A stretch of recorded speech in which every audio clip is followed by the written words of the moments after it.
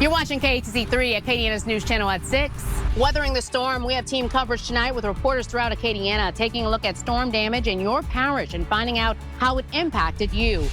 I'm here in my hometown of Opelousas surveying damage and speaking with neighbors about what they heard and experienced during this morning's storms. And you may have seen downed trees throughout your parish today, but imagine having them fall into your home. Kaylin Lamano is in St. Landry Parish speaking with an Opelousas woman who says she's actually grateful the trees landed where they did. And too many kids had the day off from school today, but that doesn't mean they didn't have some work to do. Your St. Martin Parish reporter Samantha Loren introduces us to two teenagers who spent their morning helping clear a tree from the road. And we'll take a close look at those storms that produced damaging winds in excess of 80 miles an hour and several EF2 tornadoes. We'll have a full update coming up.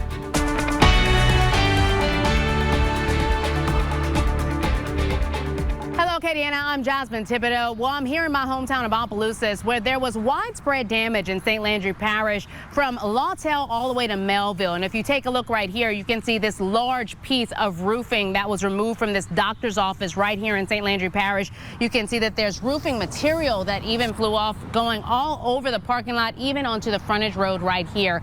Now, earlier this morning, I was able to look at damage with St. Landry Parish President Jesse Bellard in Bristol. That's where he told me that there was widespread damage, and he said that there were 75 trees down, 50 roads blocked, and at least 68% of St. Landry Parish without power. Now in Bristol, that's where we were able to see that there was a shed that was destroyed and also a home, the front of the home, that was damaged with the covering completely ripped off. Now I spoke to neighbors in that area that tell me this morning was quite a scary scene. I heard the wind going, and about 15 minutes later, it sounded like a train was coming to the backyard. It was like a rumbling noise at first.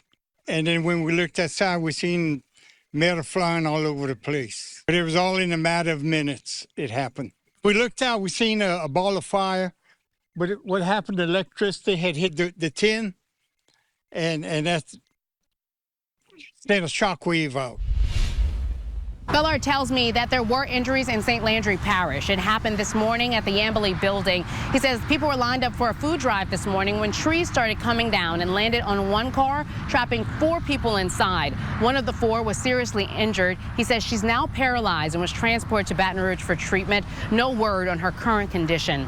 But our storm coverage continues. We're checking in with Acadia Parish, St. Landry Parish again, and St. Martin Parish. But for now, we're going to stay in St. Landry Parish and head to Kaylin Lamano, who spoke to one woman whose roof was ripped off of her home.